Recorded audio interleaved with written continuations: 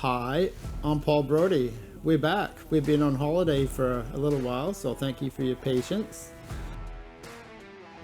And today we're going to make a motorcycle stand. I have a couple motorcycle stands that I've made. I'm going to show you those in a moment.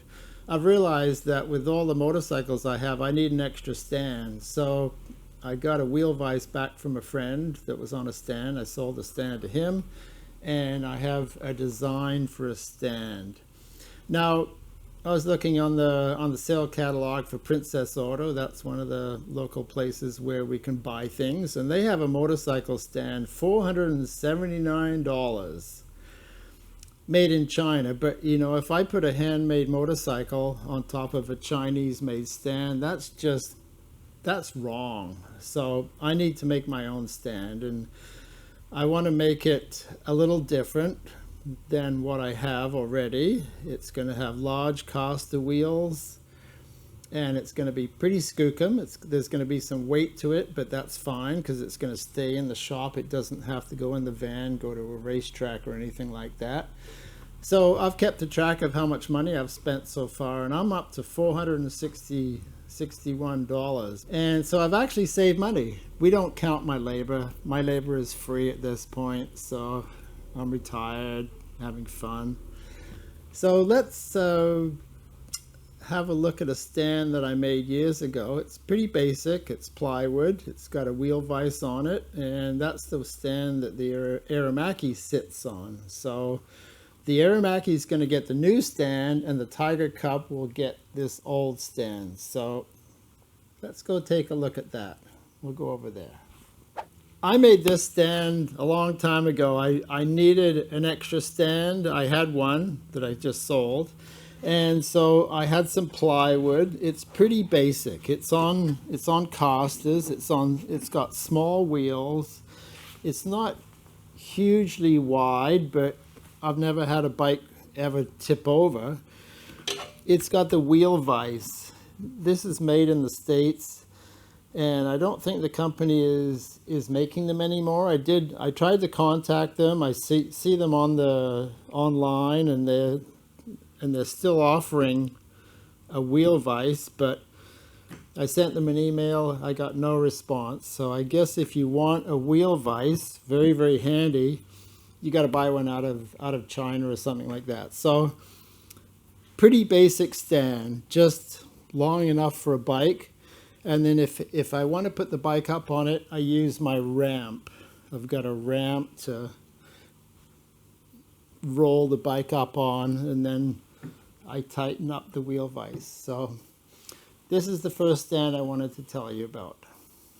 I built this stand for Ruby Racer because I was going out to the racetrack and racing. So in the shop, it's got wheels on it. It's got casters. And these ones on the front are the turning kind. The ones on the back, they just go straight. So if I'm going to park the bike somewhere, I sort of have to maneuver it, maybe a little bit like a forklift, because only one of the wheels is turning. And I wanted to show you how the wheels are held on, because they're not really held on by any bolts or anything. I've got a couple inserts that go up into the tube here, maybe so high.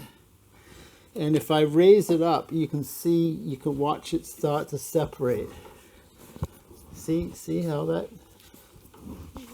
See, there's an insert inside the tube, and yeah, the insert goes up to about here. So after the bike's off, I just lift it up and the wheels come off. So it's a really quick disconnect, and out of the track. I don't need to move it around once it's all set up in the pits.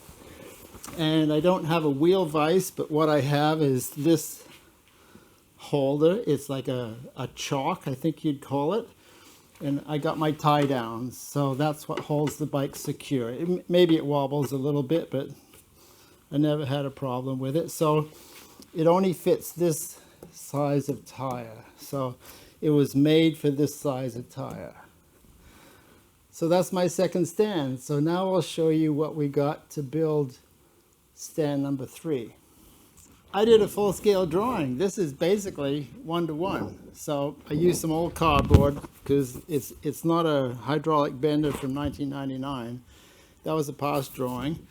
So this is this. And I used 3 sheets of, not 3 sheets, but 3 layers of 5/8 plywood. So this is going to be pretty skookum. And then over on the table here, I've got a variety of things. I've got caster wheels. I think they're pretty nice.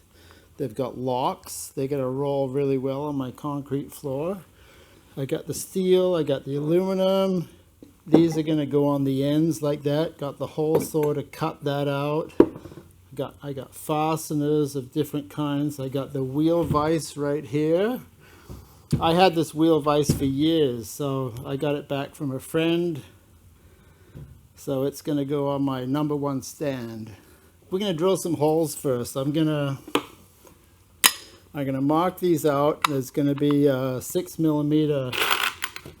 I've got some nice chrome and domed Allen screws. Those are going to go right like that. So we're going to mark it out, drill the holes, and then we're going to go to the mill and use a tapping head. We haven't used a tapping head yet, so I'll show you what that's all about.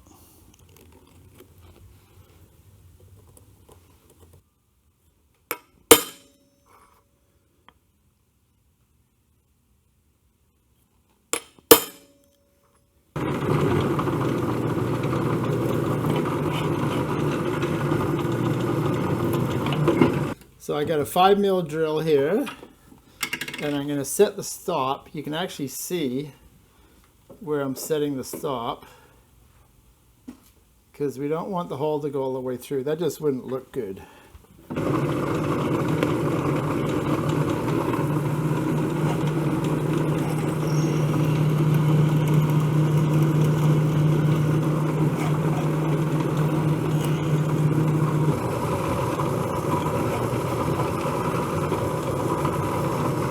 What we have here is a tapping head. So this goes up into the mill. This is the torque arm, and you'll see that it rests against here. You notice this comes down. I added that on so that this is gonna, as you go up and down with the spindle, this rubs up and down, and then there's gonna be a piece of cord that holds it around the back. So I got to put in the tap. So I have these collets, and these are interesting collets, because when I purchased this years ago, I said, well, how many collets do I get? Because I know that taps come in all sizes on the shank. This is called the shank. So he says, oh, only 2. And I said, only 2? I got many sizes of taps. So can you see how this works? This is hardened steel, but this is rubber. Look at that. Look how flexy it is. And so basically it conforms to the size of the tap. So let's put this in here. We're going to use this one here. You see how it's loose? So this goes in, and there's a taper there. You can see the taper. So this fits into the taper. So I'll put it in. We put the tap in there like that, and then I just use a bar, and I ground some flats. I forget how it was, but this is the system that I use. So that's what holds the tap. Now there's a clutch for how hard the tap's going to, how much force goes into the tap before it starts to ratchet. So this is the ring you move, and you can see how there's different levels here. So I need to set it pretty light, so it's just starting to get a little bit of tension there. We'll see how that works. And you see how it pulls out like that. You'll see what happens when I pull down on the tap and it taps. When I lift up on the handle here and extend that, it reverses. So I can tap a thread very fast once I get this set up. So this goes up into the spindle. This has to be on this side here. There we go.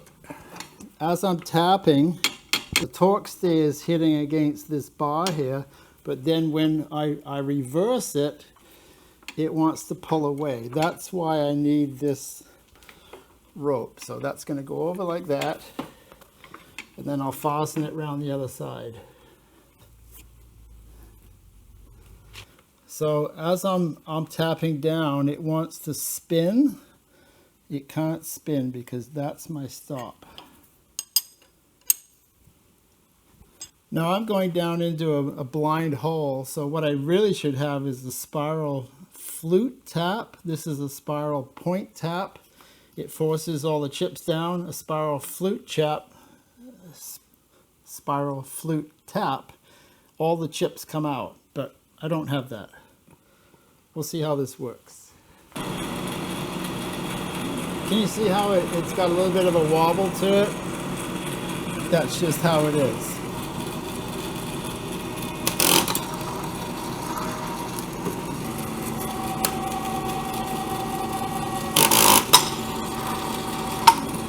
That's the clutch.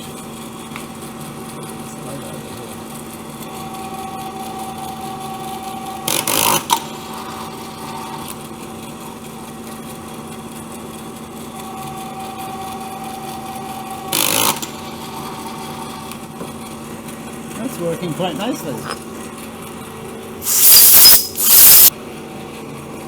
There we go, we got tapped holes.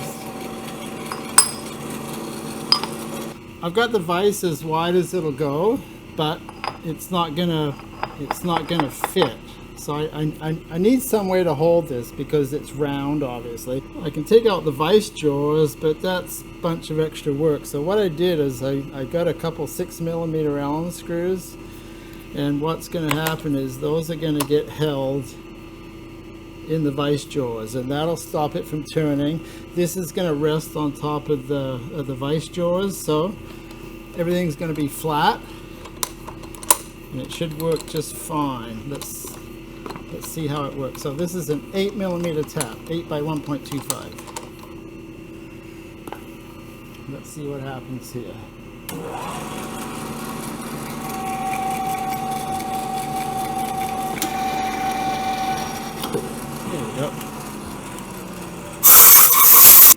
So the next step is to make these round in the lathe. How long can that take? Not long, right? I put an Allen screw through, and then this just goes into here. Okay.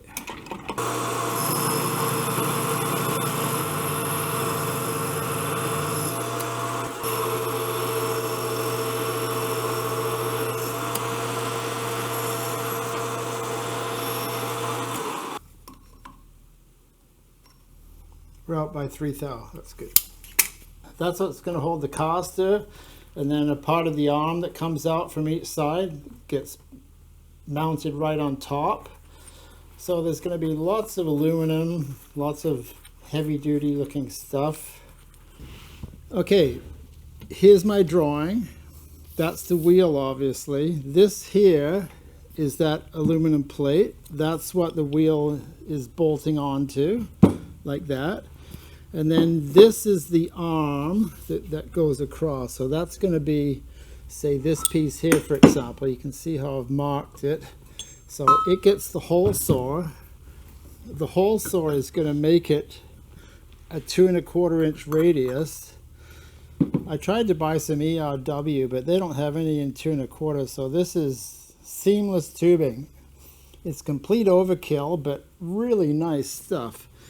So that's going to go like that, and then these are the end caps that go on either end, and you can see how they get machined down to go inside.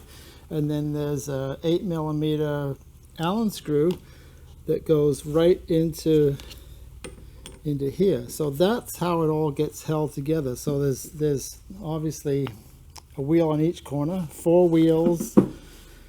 and then I've got enough of these. So the next step is to face these off to the same length, make the corners nice, and then we're going to work on these guys, and then we're going to use the hole saw, miter this, and then these get welded into there because this is going to be made as an assembly. These are the uprights, and then this piece here is a part of the top that goes under the plywood. This is the plywood right there. So that's basically what it's going to look like. Then the wheels are under here. So really solid. It's not going to flex or anything like that. I'm quite excited about my new bike stand. It's custom. Okay, a little bit more lathe work.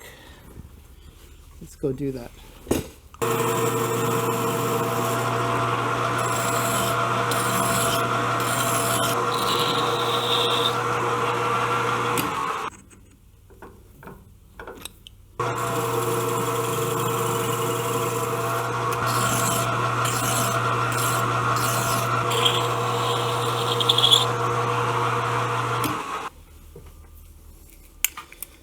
So I'll set my vernier to the shortest length, and we'll make all the rest of them the same length.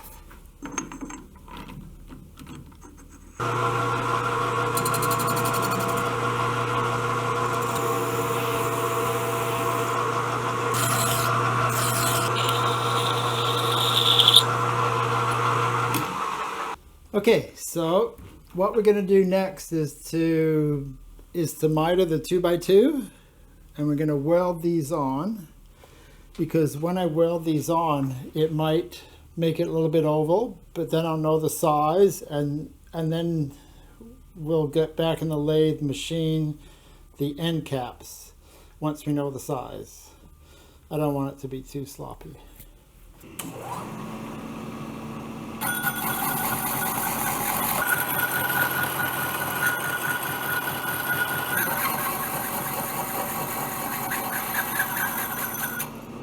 That helps.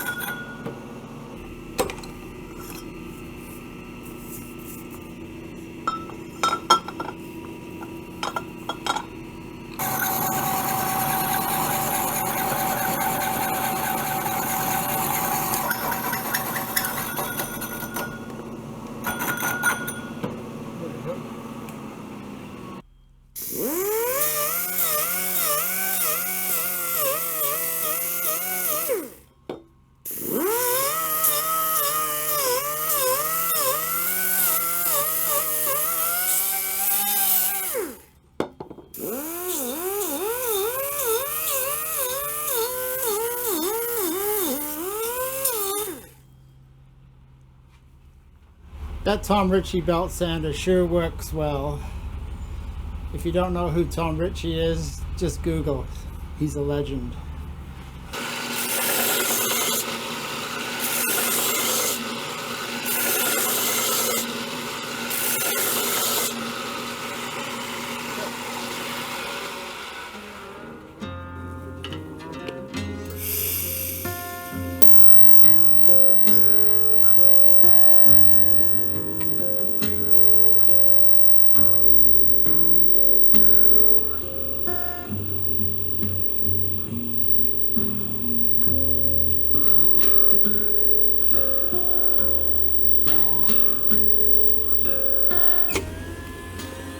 Torch is getting hot.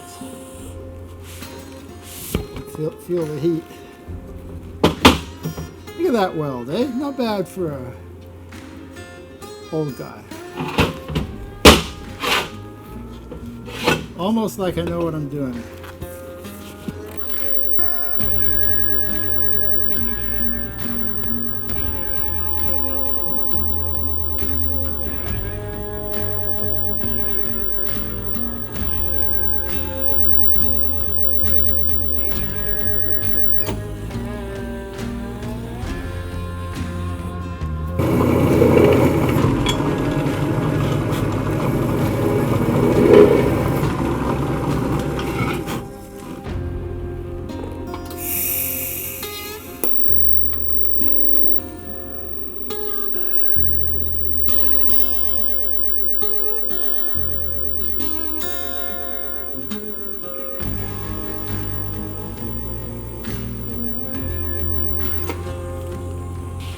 Alrighty.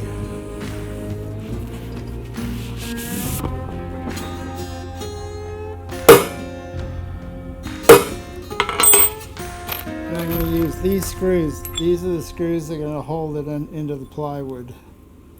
So that's going to get countersunk. So that's how much of a screw goes into the plywood. That should be pretty strong.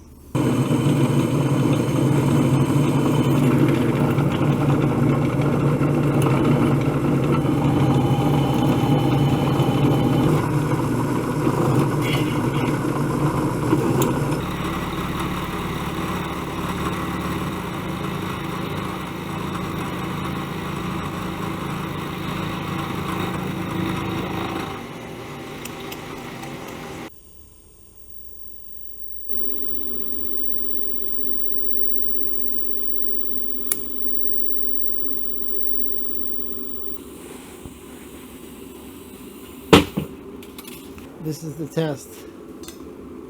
Oh, not bad. So it pulled very slightly that way. So when the screws go in, it'll pull the wood down nicely. That turned out nice.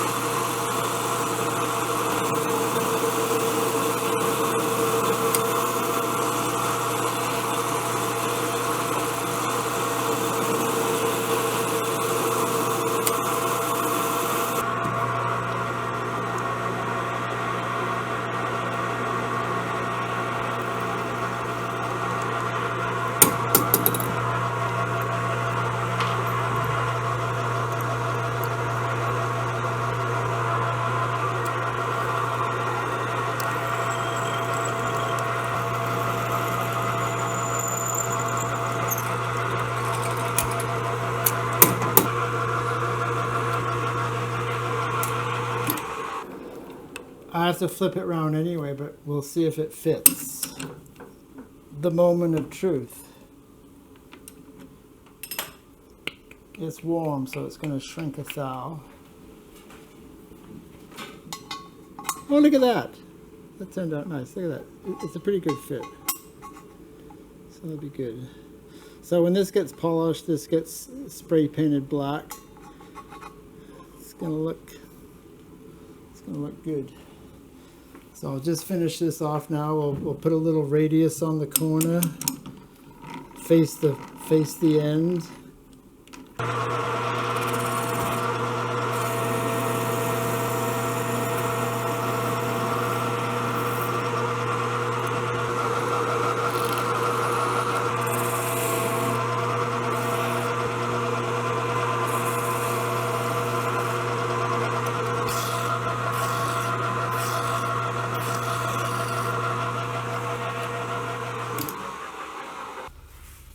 All right, we are back. We were gone. Actually, Mitch was gone for a couple days. I sent him away so I could get some things done. So I got the top done. It was used plywood, so I filled in all the divots with some Bondo. That's why it's a different color, and I stained it. And he's probably got a shot of the actual stand that's on the floor down there. So I'll put this up on my sawhorses. It's got a little bit of weight. And you can see the bottom, it's just, it was sheets of 5/8 ply that I got off the old barn right next door. So this was great to get free wood, because you know how expensive wood is these days. I figure this must weigh 80 pounds anyway. Something like that.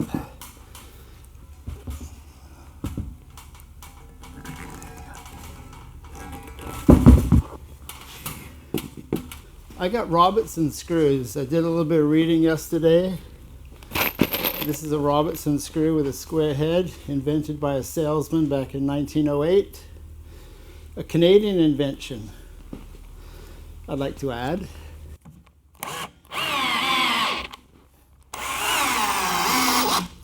I sort of have kept a track of how much time I spent building this stand. I'd say I'm up to 3 days. In 1908, Henry Ford was really interested in using Robertson screws because what they found was that when they assembled the car, it was a savings of 2 hours per car. But Robertson, he didn't want to give Henry Ford the exclusive. So Henry found this other screw. It's called a Phillips. Maybe you've heard of that.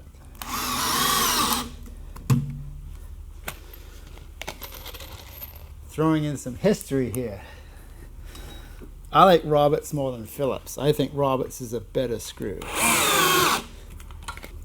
It's exciting. I haven't had a new motorcycle work stand in a long time. So this is what we've got to hold on the wheel. This is the large disc holding the caster, and then what goes into the tube here is this, so it gets sandwiched in between there, and then this thread goes into that thread there. Really simple.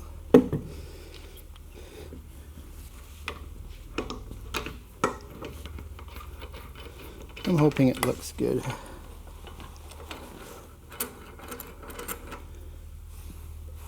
So it goes together really fast.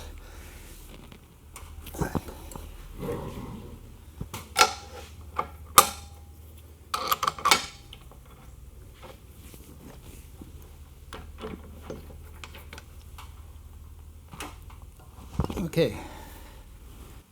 On my bike stand, I use these two products. So I had this. That's the only reason that I used it, and I like this paint. I use this on exhaust pipes. I used the whole can, and this was up to here. They're both empty.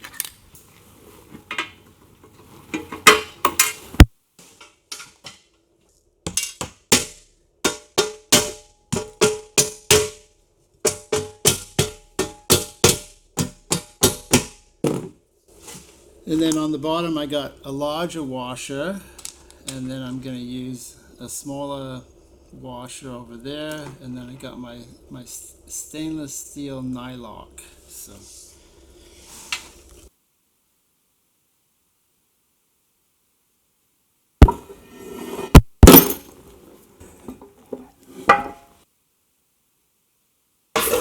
there we go.